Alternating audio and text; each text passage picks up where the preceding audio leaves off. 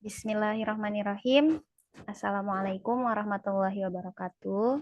Selamat malam, Ibu Nita Komalasari, SSMPD, sebagai Widya pada Balai Besar Penjamin Mutu Pendidikan Provinsi Banten.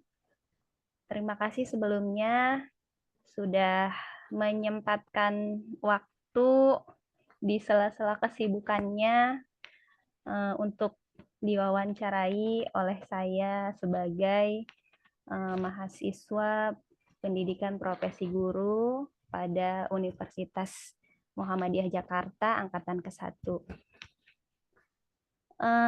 Langsung saja Ibu Nita. Jadi saya sebagai guru kelas 4B pada SD Negeri Kadusirung 1 telah mengidentifikasi setidaknya ada 6 masalah yang sudah saya rangkum terkait pedagogik, kemudian kesulitan belajar pada peserta didik, masalah literasi, numerasi, kemudian penerapan model pembelajaran, serta teknologi, dan yang terakhir mungkin kaitannya dengan relasi orang tua peserta didik. Keenam masalah tersebut direkomendasikan sekali untuk ditanyakan atau dikonfirmasikan dengan banyak pihak selain kajian literatur, juga wawancara dengan rekan guru atau teman sejawat, kepala sekolah, pengawas, dan pakar. Salah satunya ya yang saya pilih adalah Ibu Nita. Jadi di kelas 4 ini, Bu, saya menghadapi masalah kesulitan memahami karakter peserta didik. Menurut Ibu, ya, saya ingin sekali gitu konfirmasi dari Ibu, atau mungkin Ibu punya pengalaman kesulitan memahami karakter peserta didik itu apa penyebabnya gitu, Bu, ya. Saya lanjutkan terus aja, Bu, ya, pertanyaannya, Bu, ya, biar singkat. Apa satu persatu langsung dijawab, Bu?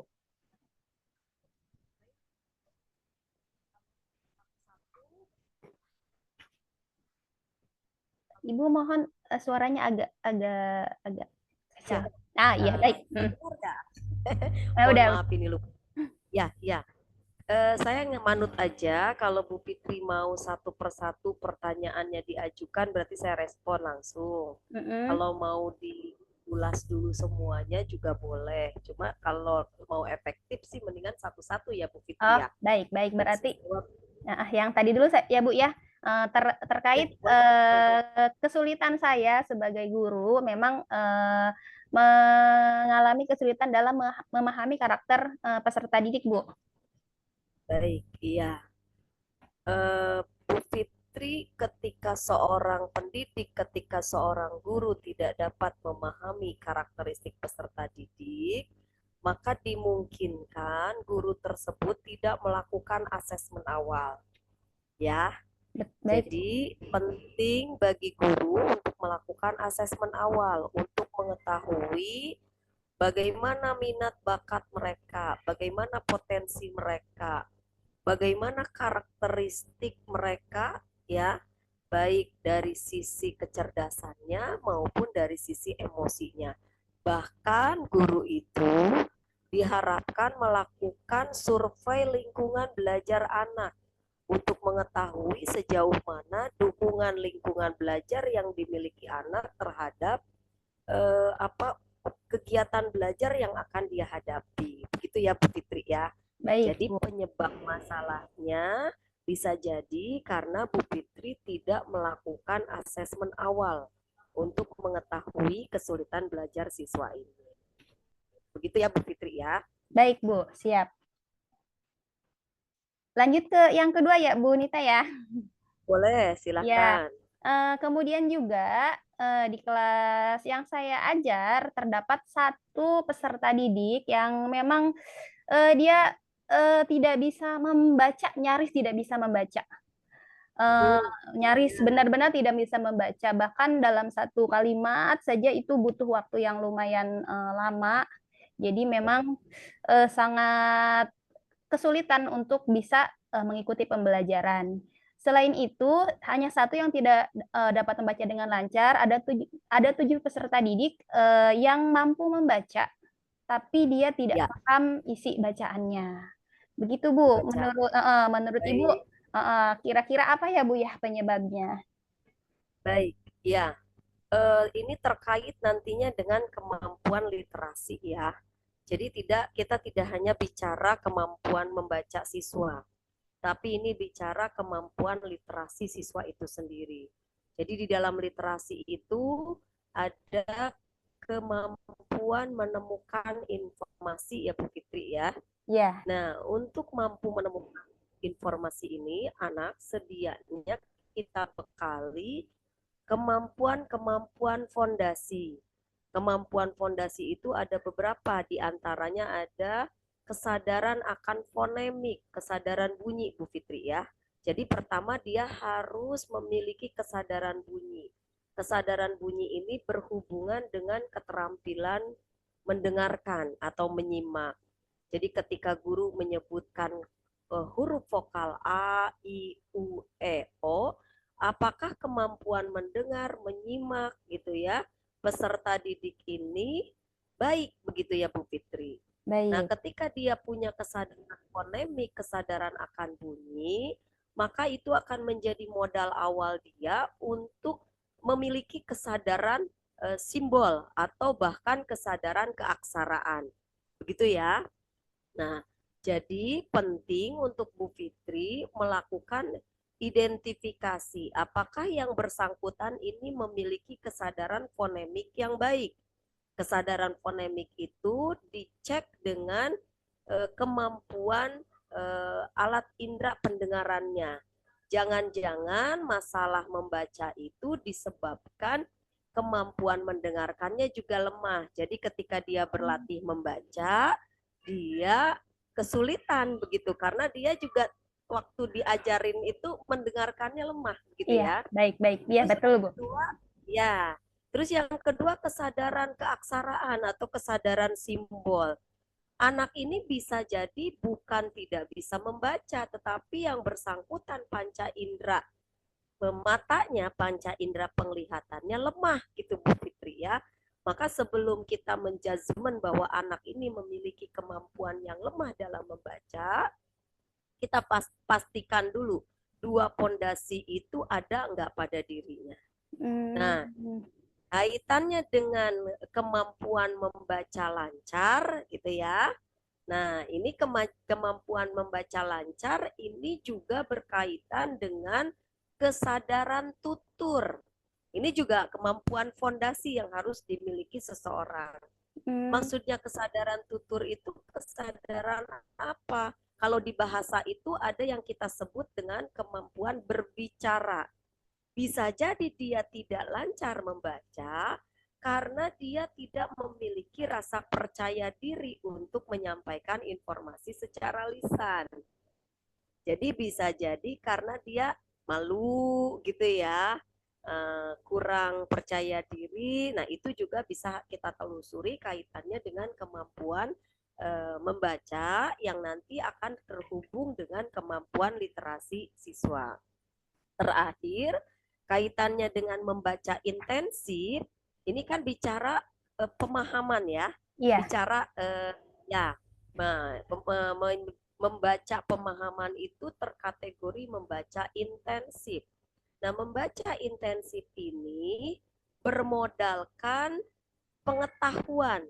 Jadi kognitif satu, kognitif dua, ya, yang kalau menurut Bloom kan kognitif satu itu mengetahui, kognitif dua itu memahami. Memahami. Jangan-jangan dia tidak paham apa yang dia baca karena modal C1, C2-nya juga lemah, gitu Lemah. ya.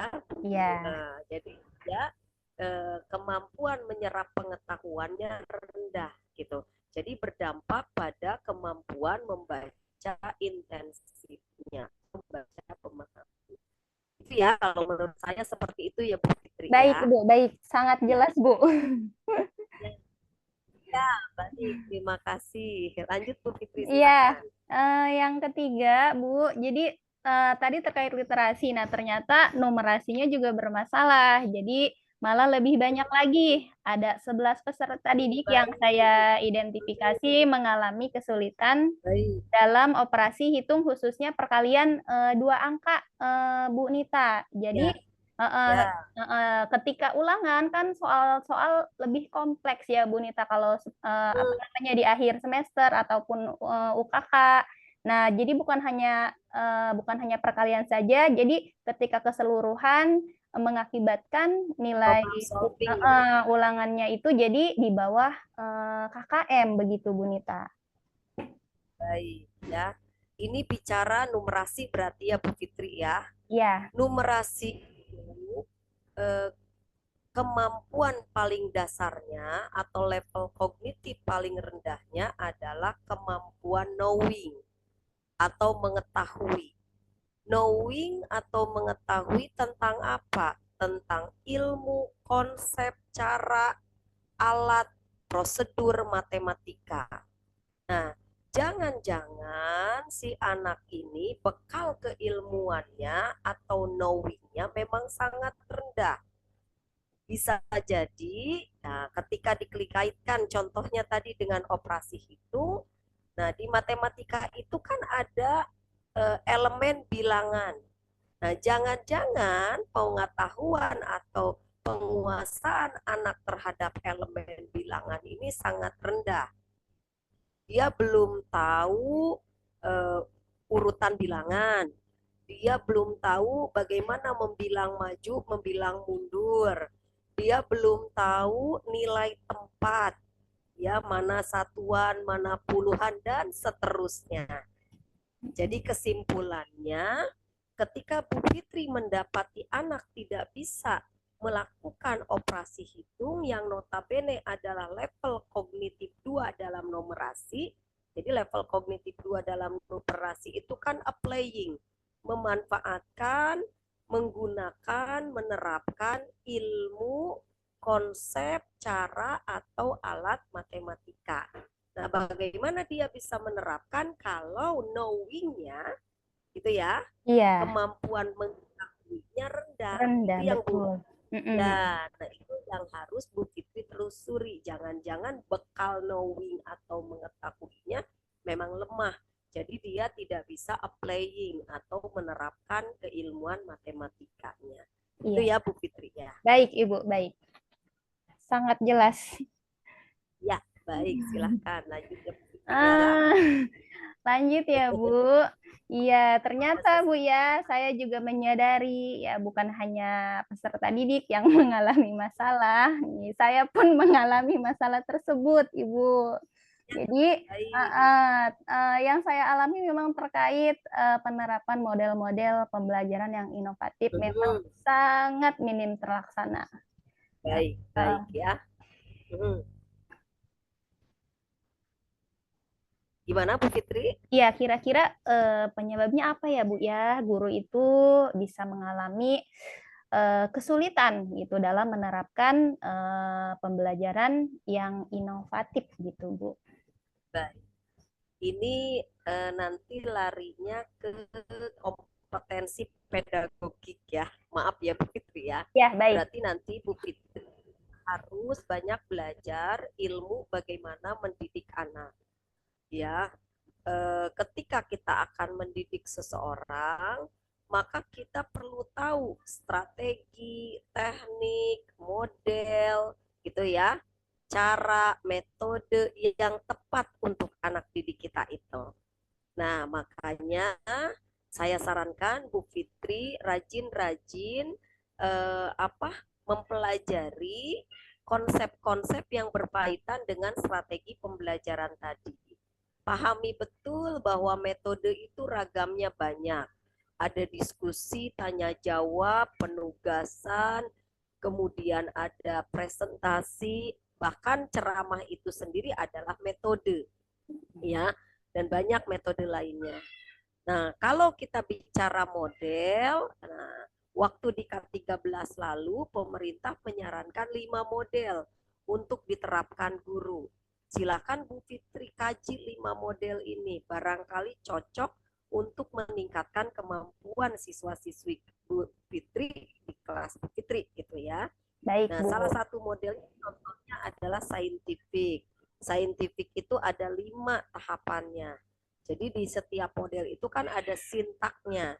Nah, scientific itu mungkin Bu Fitri bisa kaji kembali mulai dari mengamatinya, menanyanya, mencobanya, menganalisis sampai kemudian mengomunikasikannya. Belum lagi ada model lain di dalam model-model ilmiah yang disarankan di K13 dulu ya. Ada model problem based learning, project based learning, discovery learning, bahkan ada model pedagogik genre. Nah, selain model-model yang tadi saya sebutkan, banyak model-model yang kooperatif lainnya. Ada TGT, ada picture and picture, ada snowball, begitu ya Bu Fitri ya. Iya, Bu. Star, jigsaw. Nah, ragam metode itu yang silahkan Bu Fitri pelajari supaya Bu Fitri bisa membangun inovasi di dalam melayani peserta didik, terutama dalam penerapan strategi-strategi pembelajaran tadi. Begitu ya Bu Fitri ya. Baik, Ibu. Alhamdulillah dinasehati dengan pakarnya langsung. Memang Ya, kena banget, Bu. Memang kena banget, Bu, ini.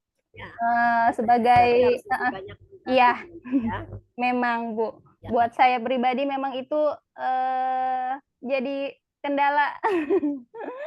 Ya, baik. Banyak sekarang referensi, bahkan banyak laman-laman atau aplikasi yang bisa kita manfaatkan untuk melakukan pengembangan diri, termasuk mempelajari strategi-strategi pembelajaran yang cocok untuk peserta didik kita. Ya, baik Bu. Semangat Bu Fitri. Semangat, amin. Mudah-mudahan dengan jalan PPG ini jadi pembuka ya Bu ya, buat saya Amin. berubah jadi ya. Lebih profesional. Yang penting niat yang kuat ya untuk melayani peserta didik secara all out itu yang paling penting. Bismillah, Bismillah Bu. Ibu lanjut ya Bu, yang kelima. Nah, ada juga ini saya juga nih masalahnya. Saya mengalami kesulitan ya dalam pemanfaatan teknologi saat kegiatan pembelajaran. Nah, menurut Ibu, kira-kira apa ya Bu ya penyebabnya seorang guru itu bisa mengalami kesulitan dalam pemanfaatan teknologi dalam proses kegiatan pembelajaran?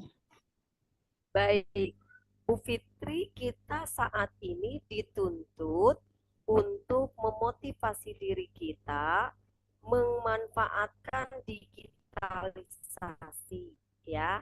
Apa itu digitalisasi? Kita memanfaatkan fasilitas IT yang ada dengan kecanggihan zaman yang luar biasa untuk memfasilitasi pembelajaran ya. Dan untuk mempelajari itu Bu Fitri butuh niat ya. Jadi tapi sebelum niat justru butuh perangkat dulu. Bu Fitri punya laptop, punya HP, punya laptop, punya HP, punya sarana pendukung seperti WiFi atau paket data. Nah, itu kita manfaatkan untuk mengembangkan diri kita, khususnya di bidang IT, supaya kita bisa melayani peserta didik sesuai dengan kemajuan zaman. Nah, contohnya, ketika kita misalnya mengakses Google, di Google itu kan ada fasilitas Google Workspace Education. Coba Bu Fitri buka fasilitas di Google, mulai dari GCR-nya, mulai dari Jamboard-nya, Padlet-nya, kemudian Google Form-nya, Google Slide-nya, kemudian Google worksheet-nya. Nah, bahkan kalau perlu Bu Fitri ajak siswa untuk memanfaatkan seperti Google Earth-nya, Google Map-nya. Nah, itu sudah salah satu bentuk kita melakukan digitalisasi, memanfaatkan IT untuk layanan pembelajaran kita terhadap peserta didik. Belum lagi fasilitas-fasilitas lain yang ditawarkan seperti Canva, kemudian Filmora, KineMaster, dulu ada di Microsoft Teams itu ada Microsoft 365, begitu ya. Kemudian ada layanan-layanan lainnya. Jadi Bu Fitri jangan patah semangat dengan fasilitas yang ada. manfaatkan waktu luang Bu Fitri untuk mempelajari itu semua. Nah, kalau motivasi diri untuk mengikuti perkembangan zaman sudah tinggi, insya Allah Bu Fitri nggak akan ketinggalan lagi dalam hal teknologi. Begitu ya Bu Fitri ya. Jadi Amin. kalau saya mendorong kuatkan keinginan untuk mengembangkan diri, mengembangkan potensi, mengikuti perkembangan zaman. Begitu ya Bu Fitri. Baik Bu, berarti niat saya ya Bu ya, masalahnya Bu ya. Ya, motivasi, Iya. motivasi. Ya, Baik Bu. lanjut Bu Fitri. Ya, yang terakhir Bu Nita, jadi terdapat masalah yang berkaitan dengan relasi terhadap wali peserta didik. Jadi di kelas saya ini ya sekitar 40% wali peserta didik ini minim respon Bu terhadap informasi baik apa yang terkait pembelajaran gitu ya, baik secara apa namanya melalui chat pribadi, begitupun juga dengan di grup WhatsApp kelas. Kira-kira menurut Ibu apa sih yang menjadi penyebab wali peserta didik ini minim respon gitu Bu? Padahal kan orang tua ini jadi relasi itu ketika ini ya itu Bu ya, maksudnya memudahkan gitu. Jadi lumayan gitu Bu, 40%. Ya, baik. Gini, itu kan kata kuncinya adalah membangun komunikasi, ya. Bagaimana kita bisa bekerja sama baik dengan pihak yang kita sebut relasi, ya. Kita ingin memberdayakan paguyuban orang tua, kita ingin menguatkan peran serta masyarakat, tetapi komunikasi yang kita bangun setengah-setengah. Nah, supaya komunikasi ini efektif, efisien, maka kata kuncinya itu berawal dari komunikasi di awal. Ya, pada saat Bu Fitri diamanahkan memegang sebuah kelas, maka di awal tahun ajaran, sebelum Bu Fitri menyentuh siswa-siswinya, menyentuh peserta didiknya, murid-muridnya, yang notabene anak dari para orang tua yang menjadi relasi kita, sentuh dulu para orang tua tersebut dulu, ajak dulu mereka duduk bersama. Perkenalkan diri Bu Fitri, saya Fitri, guru kelas yang ditugaskan mendampingi putra-putri Bapak Ibu untuk 1 tahun ke depan. Dalam 1 tahun ke depan, saya diamanahkan mengampu mata pelajaran apa. Begitu ya Bu, sampaikan kalau perlu kekuatan Ibu di mana, insya Allah saya akan mendampingi peserta didik Bapak Ibu dengan kemampuan IT yang saya miliki. Tapi mohon maaf Ibu, saya punya sedikit kelemahan. Misalnya suara saya nadanya agak tinggi. Khawatirnya ada putra-putri Bapak Ibu yang bermasalah dengan nada suara yang sangat tinggi. Mohon dipahamkan bahwa itu adalah bawaan orok saya gitu ya. Sudah bawaan lahir saya. Nah, itu dikomunikasikan. Bahkan di awal tahun ajaran baru itu Bu Fitri sudah mengajak mereka untuk memikirkan sama-sama apa yang dibutuhkan putra-putrinya selama 1 tahun ke depan. Kalau perlu Bu Fitri identifikasi dulu nih sebelum ketemu dengan orang tua murid ini. Ya, ke depan mereka akan belajar apa saja. Oh, dalam 1 tahun ke depan ada pembelajaran misalnya melukis atau menggambar, di mana di kegiatan melukis menggambar itu butuh fasilitas, butuh sarana, misalnya pensil warna atau krayon, buku gambar dan sebagainya. Nah, di awal tahun ajaran itulah Bu Fitri komunikasikan ya bahwa nanti dalam 1 ke depan akan ada media alat peraga yang dibutuhkan untuk mendukung penguasaan materi oleh para peserta didik. Jadi mohon dukungannya. Nanti itu saya di matematika akan mengajarkan misalnya menghitung derajat. Jadi nanti mama-mama, ayah-ayah, tolong disediakan apa itu busur ya, Busur. gitu misalnya, gitu. Terus saya akan mengajarkan mereka bagaimana membentuk pola apa membuat bentuk lingkaran, membuat bentuk lingkaran, bahkan mempelajari bagian-bagian lingkaran dan seterusnya. Akan ada kegiatan menggunting dan seterusnya. Itu dikomunikasikan di awal. Bahkan bicara lingkungan kelas, lingkungan sekolah juga kita komunikasikan. Mama-mama di sekolah kita, mudah-mudahan mama-mama sudah tahu bahwa kantin adanya di pojokan, jauh dari kelas kita. Jadi mohon mengingatkan ke anak-anak kalau mau jajan jangan ditunda-tunda, khawatirnya nanti mereka terlambat datang ke kelas.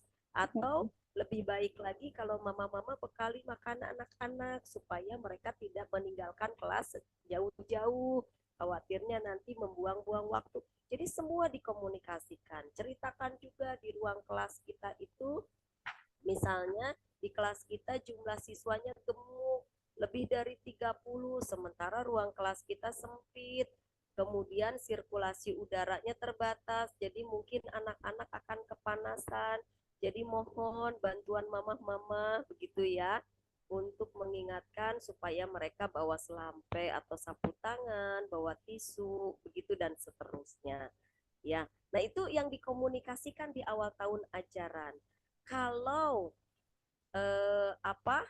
Kalau bahasa iklannya ya, pandangan pertama, selanjutnya terserah Anda. Nah, ini komunikasi pertama dibangun, selanjutnya kita lihat begitu. Iya. Jadi komitmen bersama dulu kita bangun ya di awal pertemuan, terutama di awal tahun ajaran. Jadi jangan nunggu ada masalah baru kita komunikasi dengan orang tua.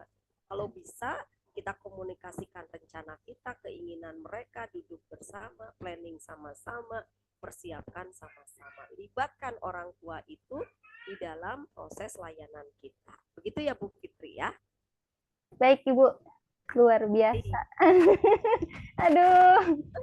Mudah-mudahan bermanfaat Bu Fitri Sangat ya. sangat Ibu, sangat bermanfaat ya Allah. Mohon maaf Jazakillah. kalau di jawaban saya kemudian ada sedikit unsur mengingatkan atau Tidak ceramah. masalah Ibu, tidak masalah. Ini yang saya butuhkan Ibu supaya memang harus digerakkan ini ya.